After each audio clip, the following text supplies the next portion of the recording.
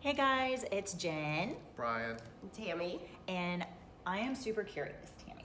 Okay. Super curious because I ask all these questions. They're very prying. What happens? I know you're gonna laugh, right? What happens when you have someone who comes in and they are like really not qualified for a loan? Maybe it was their credit. Maybe they have come out of like a bankruptcy and they're not quite clear of it yet. We as the real estate side, we can't talk about it with them because that's not our position. We might not even know about it. So that's why we obviously send them to our fantastic lender partners like you. So what do you guys do in those positions? Like what does that conversation look like? So that conversation, initially we'll have someone come in and put in an application, we'll pull credit, we'll look at their documentation. And like you said, typically qualification issues surround credit problems. It could be income, it could be what we call debt to income ratios, which means you've spent just a little bit too much on the credit cards and maybe the auto. And so you need to tweak some of those things in order to be able to qualify.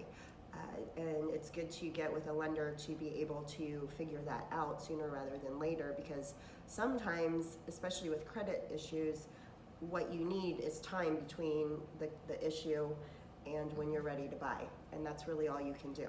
Sometimes it can make sense to pay down some debt. What I encourage people to do is not try to self-direct that type of thing, because you can end up spending money unnecessarily that could have been used for a down payment or closing costs because you've decided I'm going to pay down all my debt and that's what a lender is going to look for. With leveraging a loan consultant such as myself, I can assist you in what makes sense as far as credit, what makes sense as far as employment. You know, typically lenders are going to look for 2 years W-2. If you're self-employed, you're going to need 2 years worth of taxes in order for us to see what kind of income you have.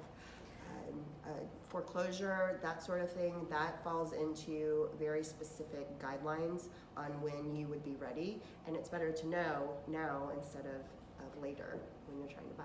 Thank you very much for that. I'm going to pry one more second, Okay. because I'm, again, very curious about the credit question. So I feel like some people think that they have to have like a upper 700s credit to qualify for a loan. Is that correct?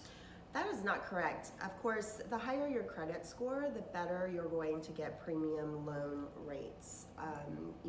But to be honest, anything over a 740, 760, you're really not getting a better rate than anyone else. So It's the law of diminishing returns, I consider. But we certainly can service people that have credit scores at 580. Okay. Some mortgage companies can go even lower than that. It's just the appetite of risk for that particular mortgage company that wants to accept that certain credit score. Now, given you may have to do some additional things, you may have to put more money down. You may have to have more what we call reserves, meaning if you weren't able to pay your mortgage, do you have 3-6 months in order to cover that? If there is a life event that prevents you from doing so. But you do not have to have perfect credit in order to purchase a home. So I think we just debunked another myth. Yeah. Boop.